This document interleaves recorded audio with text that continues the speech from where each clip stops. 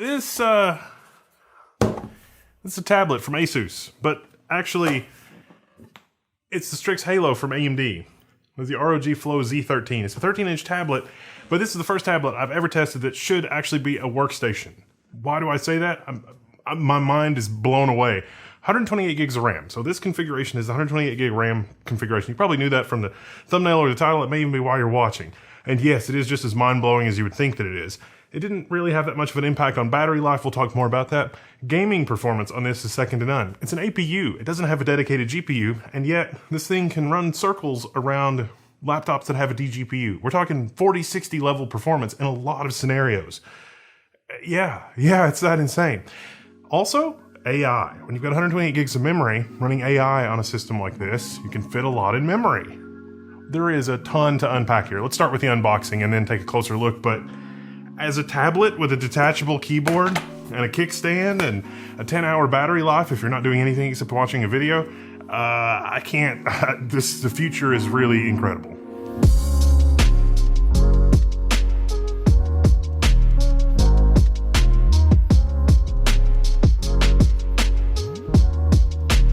So this is the Ryzen AI Max 395 Plus, or AI Plus 395. This is the top end of the top end with 128 gigs of memory, which is shared between the built-in GPU and the system. So you can have 128 gigs of memory for your system, or run some large language models that'll fit in 128 gig. That is LPDDR5, so that's not like the insanely fastest, like this is not gonna run like a dedicated GPU will, but for a portable piece of electronics, you combine that plus the NPU, you've got something special. The ROG Flow Z13. You didn't really think they would go with the GZ model as like, that's the internal model name. The ROG Flow is what the marketing people came up with. You should know this by now. It's kind of ironic. It's called the Flow, but if you're looking for 128 gigs of memory in your portable machine, you are most definitely not a person who goes with the Flow. Except you would in this case.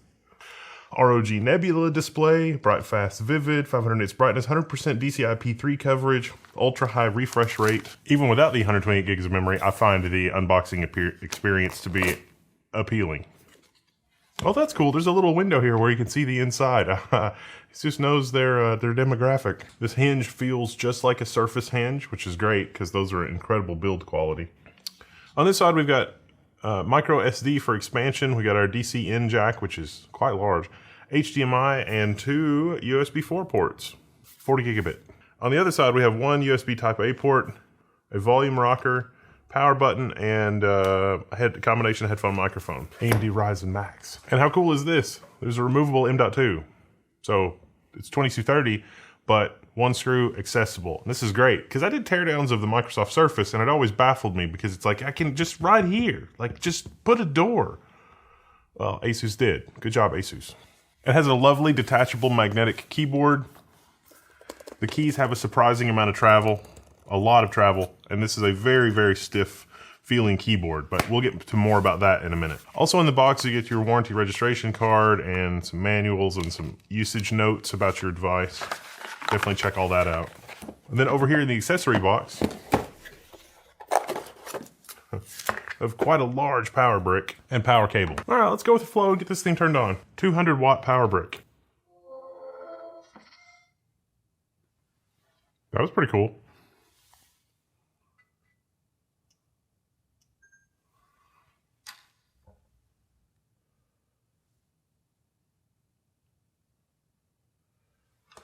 That's a nice out-of-the-box experience where it's not asking you for lots of nonsense. Now, our configuration here is just as I expected it to be. 128 gigs of memory, 1 terabyte of storage, lots and lots and lots of CPU horsepower, 8 cores, 16 threads. The software loadout is really, really clean. The only thing untoward installed was McAfee, and it's security software. It's a bundle, it's a trial, but you should note that I have to uninstall it, or that I do uninstall it, because it drags the benchmark performance down.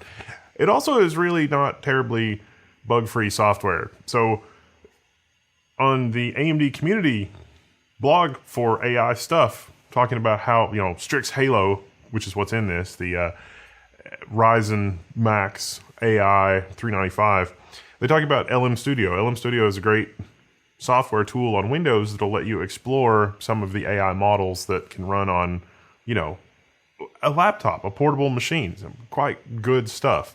McAfee kept flagging LM Studio as containing malware, which is not the first time this problem has occurred. There's tons of issues like this on their GitHub going back months and you know, more than a year in some cases, which is an eternity in AI land. For me personally, I don't particularly have a high opinion of McAfee software, but there you go. Just to give you an idea of how bad McAfee is, not only did it continually detect LM Studio, when I would flag it and say, no, this is fine, it didn't really give me any opportunity in the UI to say, this is fine, and remember this. I had to manually go add it. I also turned off real-time protection for 60 minutes, but in the time that I've been recording these little clips, which is on the order of about 15 minutes, it has decided to block LM Studio once again, even though I said, don't do real-time protection for 60 minutes. As I said, I don't have a very high opinion of the McAfee software. P.S. Don't forget to uninstall WebAdvisor by McAfee too, because why would that be in the same uninstaller? You also get an idea of what the fans sound like when the machine's working particularly hard. I'm doing an OBS capture using CPU, plus downloading a 40 gigabyte model, plus doing some sort of baseline stuff in the background, plus running Hardware Info 64 to take a look at our system to see what happens in terms of thermals.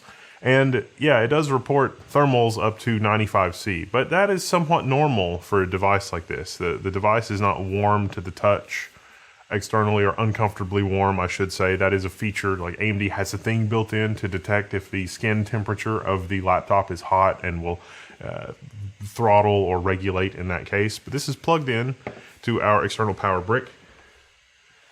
It's currently using about 122 watts. This has an internal 70 watt hour battery life, so you could kill the battery in under an hour if you were running at this same power level. And this is one of the biggest Achilles heels when you talk about Mac and what Mac does and AI on the Mac. Mac laptops generally don't use significantly more power when they're plugged in versus when they're not plugged in. A little bit, but not 60 watts, 70 watts. When you unplug this thing in the default power configuration, it's going to drop down. If you want 10 hours of battery life out of this, you've got to get your total power usage, including the screen and everything, under 7 watts, because 70 watt hour battery life. And that's actually, it'd have to be even, I mean, real world's probably more like 5.5 watts because overhead and everything like that. Oh, and don't worry, we're going to have full battery testing. We'll get to that. But such is life in PC land, in Windows. If you want to see Linux on this, we do have a Linux video coming up. And also the Steam OS use case, or at least being able to run Steam games on Linux with the AMD hardware. Because AMD hardware a lot of the time is superior for doing that kind of stuff. So I'm really excited for that. That's coming soon. I am delighted to see that this thing has really excellent cooling. They advertise that this thing has vapor chamber, and the cooling here does seem very effective. It is moving a lot of warm air out of the top of the machine, which is fantastic. See what I did there? Like a Surface, ergonomics in terms of using it for the little bit that I've used it so far, quite good. Like a Surface, it does support 2 positions for the keyboard, so if you're used to having worked on a Microsoft Surface, the experience here will feel very familiar. I also decided to do some OBS testing of both the front and rear camera. They are both stellar cameras for a device like this on the Flow Z13, and it's quite good, I think. I look a little red because there's a little bit of cast from over there, but this is a very high frame rate, very high quality 5 megapixel camera. You'll look great on video conferencing. Basically, every other company that makes laptops could take a lesson here, because you'll look great on video conferencing, and the rear camera at 13 megapixels is very, very good, especially for a device of this class. So yeah, 16 cores, 32 threads, 128 gigs of memory. I've reconfigured it here using Armory Crate to be 8 gigs of RAM dedicated to the GPU. In a unified memory configuration, that shouldn't be necessary. Like, you don't have to allocate 96 gigs of memory to the GPU in order to have a good experience with AI. Like, at least you shouldn't have to, because it's the same memory. It's unified. It's just a software thing. But we'll talk more about that. Before we get to the performance, which will blow your mind, I mean, keep in mind this has an 8060S, so we talked about it's like, oh, it's gaming. This is not like an iGPU that you've experienced before. 1080p, 1440p at above 60 FPS in most games. Yeah, it's insane. But before we get to that, let's talk about everything else. So using it, there's a lot of fun things. That micro SD card, it's UHS 2, so it's very, very nice and fast. The M.2 on the back, that is how you get to the M.2 that's in this. So if this dies catastrophically, you can extract your SSD, which has your stuff on it, which is great. I thought it might be an upgrade port because some other machines that I've looked at will have a built-in M.2 or maybe a soldered SSD and then a 2230 upgrade port. No, this 2230 is what you get. So 1, 2, 4, 8 terabytes. If you want to upgrade, it's going to have to be in that 2230 form factor.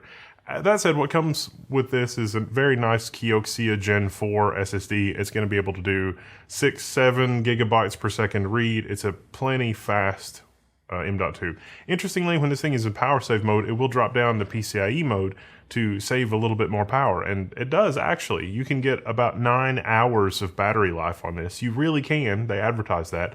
And that was at 2 steps from the darkest screen setting, just doing light browsing, Netflix, that sort of thing. So very, very light loaded. By contrast, if you're gaming will be on the order of an hour, 45 minutes, maybe, give or take, unless you have it in power save mode.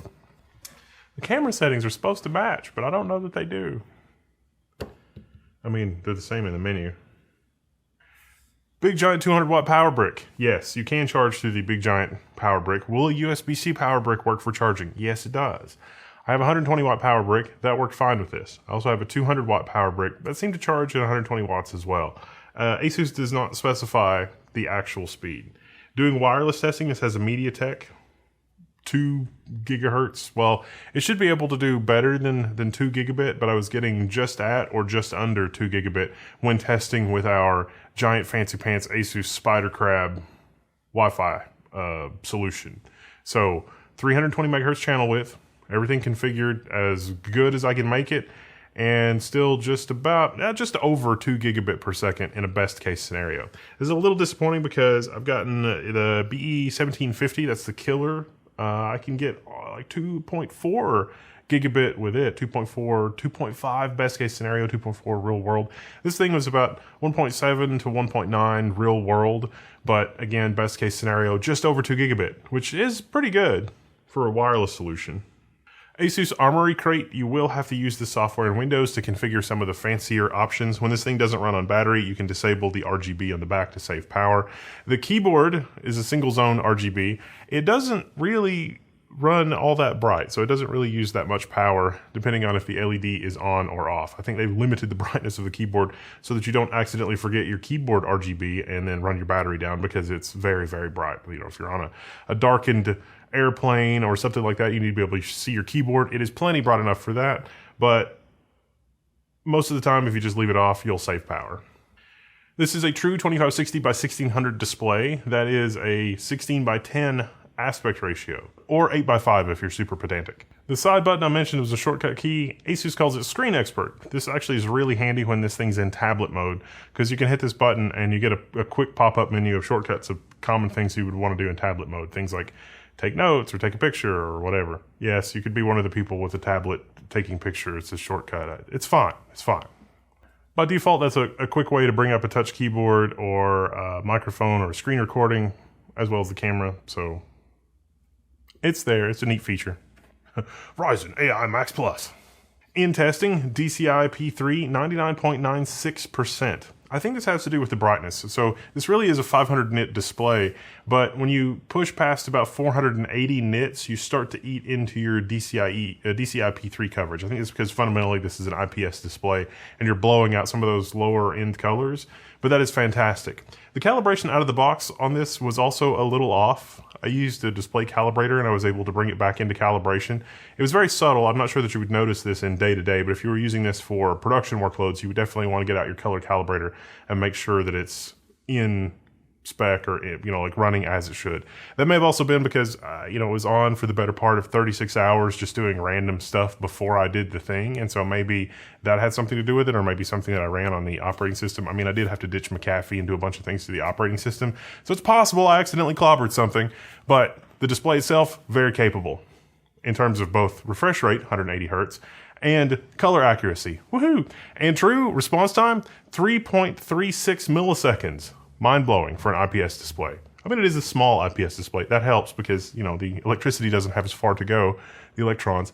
But yeah, nice. Good job. Good job, Asus. Very, very impressive. As it is an IPS display, you maybe expect some edge bleed or backlight bleed or something like that. This is the single best IPS display that I have ever seen. Probably, maybe again, because it's a laptop, it's a physically smaller display. And it's going to vary from display to display, but there was really no edge backlight bleed whatsoever. Okay, maybe a little bit in the left-hand corner, but again, very, very impressive result for an IPS display. Now, I know you're itching to get to the gaming results, but let's talk about the GPU and the setup here. This is Strix Halo. AMD has a lot of coverage over this, and this is really one of those devices that make me think that the low end of the mobile market and the low end of the desktop market, one of those doesn't need to exist, and it's probably the low end of the desktop market, because if you're buying like a 6 or an 8 core desktop CPU, you'd probably be better off subsuming that entire market with mobile chips and how powerful they are. This is 16 cores. This has 80 gigs of cache total. This is why that it's so fast. But the iGPU is also an 8060S. You might have been expecting an 890M or something like that, but understand that fundamentally this is a different RDNA 3.5 GPU. It is 80 compute units. This iGPU destroys most other iGPUs. This is the kind of thing that AMD has, I think, been afraid to put in a desktop class APU, because then you really don't need any desktop class GPUs that are worse than, say, an NVIDIA RTX 4060. This laptop goes toe-to-toe with laptops that have a dedicated 4060 GPU and has vastly better battery life doing it. Now, I know that I said the battery life can be like an hour or 45 minutes, but I understand that that's when you're running 16 cores and 128 gigabytes of memory. If you are playing a game, and you're playing a game in the 60 FPS neighborhood, you're not necessarily using all 16 of those cores. You're not necessarily using the iGPU to its fullest extent. And as a result, depending on what game that you're playing, 2 hours to 3 hours of gaming battery life, assuming that you make some minor changes in the configuration of this device, is entirely reasonable. That said, it's still nicer if you take your power brick with you. For Cinebench 2024, 114 points for a single core, 1452 points for all core. Yeah, Ryzen AI Max Plus, 16 cores, 32 threads. That is sort of nuts. We also ran CPU-Z benchmarks, single thread, multi-thread. It's about where you'd expect. I was also really curious about the power draw. So power draw at the wall in idle mode and power draw in the high performance preset, and then when I was actually doing Cyberpunk in-game. There's really not a lot of power draw difference between idle in quiet mode and idle in high performance mode, as long as the computer actually is idle. But when you play the game, yeah, the computer is going to try to use about 100 watts, 90 watts, something like that. I was also interested in how the performance would be over time. Like, does it throttle really high at 95, and then does the performance fall off substantially? And the answer was no. Even playing Cyberpunk overnight, it's still consuming just a bit less than 90 watts. It does trail off after a little bit, suggesting that there is some very, very slight thermal management going on here, but it didn't rise to the level that it showed thermal throttling in Hardware Info 64. So that's very, very encouraging. It's good to see. The PC Mark rundown test was about an hour and 24 minutes for a gaming preset. But I've also got the PC Mark benchmarks for just app and productivity testing. And this machine is an extremely powerful machine from these benchmark results. Now, for gaming, the gaming performance of this machine will absolutely melt your brain. It doesn't seem like it would be possible on an APU, and yet they've done it. And this is nothing new for Strix Halo. The first Strix Halo configurations, 32 gigabytes of memory, 64 gigabytes of memory. This is sort of old hat. There's a ton of reviews of the Flow, not with 128 gigs of memory, but there's a ton of reviews with the Flow and the extra cache, and the GPU component here really does carry this thing. 1080p 60 FPS is not unreasonable to expect, even in AAA titles. Cyberpunk 2077, 73 FPS. This is 1080p on the Ultra preset. If you want more, you can get more. I mean, this is quality, but yeah, Ultra preset.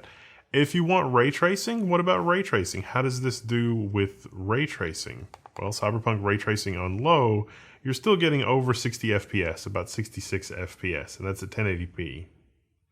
You can see the game settings here. This is pretty good. Sometimes it was a little bit of a mini game figuring out the game settings that would let it run at 60 FPS. Certain game settings will really tank the FPS depending on the graphic settings, because this is sort of an APU or an integrated GPU situation versus a dedicated GPU. But yeah, most games are fine. Assassin's Creed, 60 FPS average, 84 FPS max, and our 1% lows were 50 FPS. This is a great experience playing it because you get, FreeSync right with the built-in display. So a lot to like here. And just to do a baseline test, Shadow of the Tomb Raider, 1080p, 62 FPS on the highest preset. If you are willing to run at a lower preset, you can get a higher frame rate. Are you going to be in a situation where you're really going to enjoy that 180 FPS display? Probably not with these titles, or at least if you are, it's going to be at a lower resolution. But over 60 FPS was a very enjoyable gameplay experience. Bottom line, gaming performance, like I sort of predicted, like I was sort of alluding to from other reviews that were other configurations that had less RAM, this thing really, really melts your brain when you think about how much gaming performance you can get out of an APU. It is a marvel of engineering. Battery life on this thing, if you're not playing games, is about 8.5 hours. The battery life is a slight bit worse than other configurations of the same, like the Flow Z13 with less than 128 gigabytes of memory is going to last a little longer. It's more on the order of 9 hours if you're just doing, YouTube playback, something like that. But in the 128 gig configuration, I was pretty consistently getting around 8.5 hours, give or take. And of course, in the PC Mark gaming configuration, remember, it's about 1.5 hours. So there's quite a spectrum there of possible battery lives depending on what you want to do with the system. All in all, again, this is a marvel of engineering for what it is. It's pricey, but for the niche that it fills, yeah, I get it. Now, productivity benchmarks, let's take a look at Geekbench 6. Wow, geez, almost 3,000 single core performance. This is shockingly good. 19,000 multi-core, again, 16 cores. This thing is no slouch. It really shines. It does best when it's plugged into the wall, where it can use all that power. Remember from the AMD press slides that these CPUs can use up to 120 watts. And we've seen desktop configuration versions of this where the mobile processor is soldered onto like an ITX motherboard, and yeah, those are just going to run at 120 watts all day long. In a mobile configuration like this with a 70 watt hour battery, you can go as low as under 7 watts to get that 9-hour battery life. You have to, but this is a breathtaking performance in a mobile device. Also ran the OpenCL benchmarks with Geekbench. OpenCL software on Windows. The performance here, if you only look at Geekbench, the performance that you would take away from this is a little misleading, but I wanted to see what the OpenCL performance was. 8064, similar. 120 gigabytes per second read memory bandwidth. Again, take this with a grain of salt because 8064 is kind of a flawed benchmark for this, but I was very surprised that the latency here is 143 nanoseconds. It is DDR5 4000 and a quad channel configuration because it's 128 gigabytes of memory. But I was really surprised the latency was this high. And that led me to the BIOS. I decided to tool around in the BIOS. The BIOS, it really is quite minimal. There's not a lot of options in there. You can set an asset tag and some other information in there. So if the laptop, tablet, not really sure what to call it. Phablet? No, it's not really, it's fab as in fabulous, not phone. That was already taken for something else.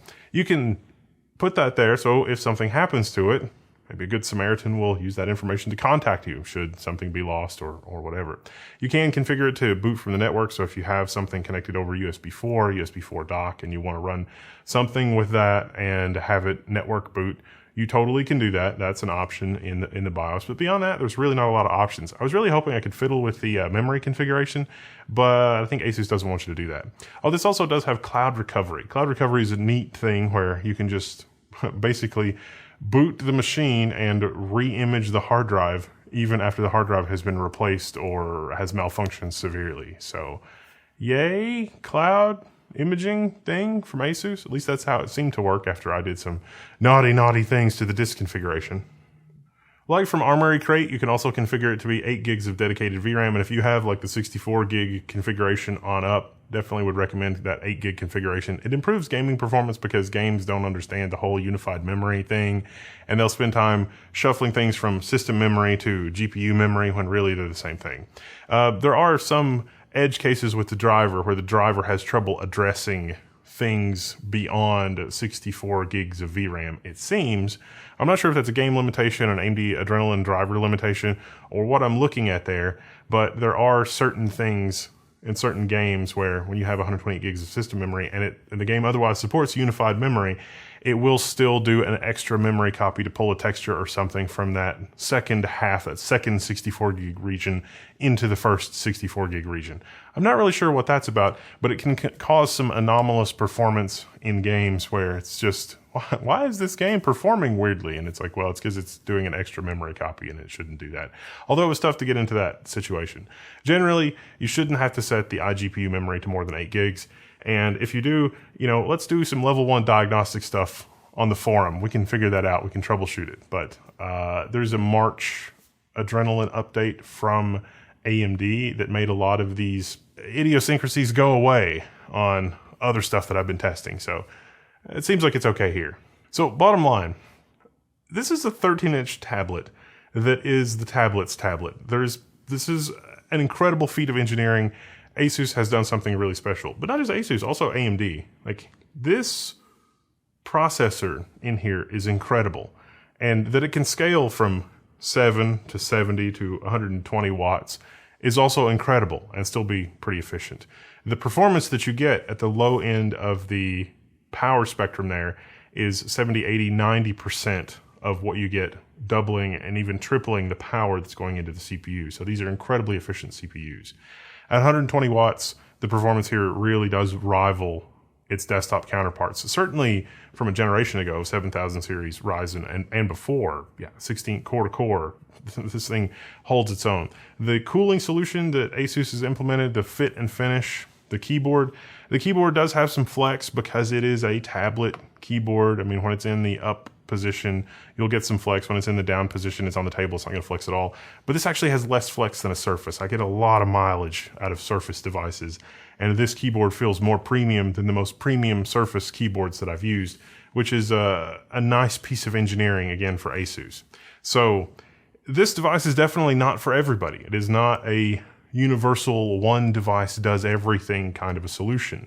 But if you need an absolutely ridiculous 128 gigs of memory, Ryzen Max AI, 395 CPU in one package, there's nothing else like this out there that you can get.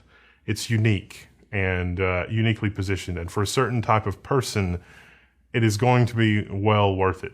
The gaming performance on this is mind-blowing. I mean, the fact that you can get as good or better performance than middle-of-the-road DGPU laptops where you've got a dedicated GPU is astonishing. Now, when I was looking at the pricing, you can also get those laptops that have a dedicated GPU for less than this, which doesn't have a dedicated GPU. But this is also the smallest, most compact package you could get this much horsepower in, bar none, period. There's no other option. I can't believe that AMD has come so far so quickly, and I can't believe that Asus has been able to show off and accentuate the performance of the CPU that's in here as good as they have. I've also had pretty good luck with Linux. There is a couple wrinkles. There's a couple of like hot off the presses kernel patches that you've got to deal with. But I'm working on a Linux video for this, but it's probably going to be another week or two before it's out because, hey, I may be able to fix some of the bugs myself. I don't know. It seemed pretty wild. But overall, subjective experience for this, keyboard great, touchpad was great. I didn't have any dropouts or any weird problems. The touchscreen was great. I didn't get a chance to mess around with the stylus, like a stylus option to see how this would work with a stylus or how it might work in flat mode. I was a little worried about if it's in flat mode, would it have trouble breathing? Where it's just laying flat on a desk because it does have the air intake. But in silent mode, the power saving silent mode, if the fans are on, I can't hear them. And it's still a reasonable interactive user experience. Probably not something that I want to run rendering or compiling or multimedia workloads, but those multimedia workload benchmarks also on this platform, astonishing. So good job, Asus. The Z13 Flow Let's hope Asus can maintain this flow and keep bringing us devices that have this level of polish and this level of performance. So bottom line, I can't believe that there's this much horsepower in a device this mobile, a 13-inch tablet. And it is a little thick. I mean, it's only like 2.5 millimeters thicker than the Surface that I was comparing it to, but I'd give that up for this level of horsepower. I mean, yeah, it's nice. And what is level 1? If you have any other thoughts or questions or anything I missed, I'm signing out, and you can find me in the forum.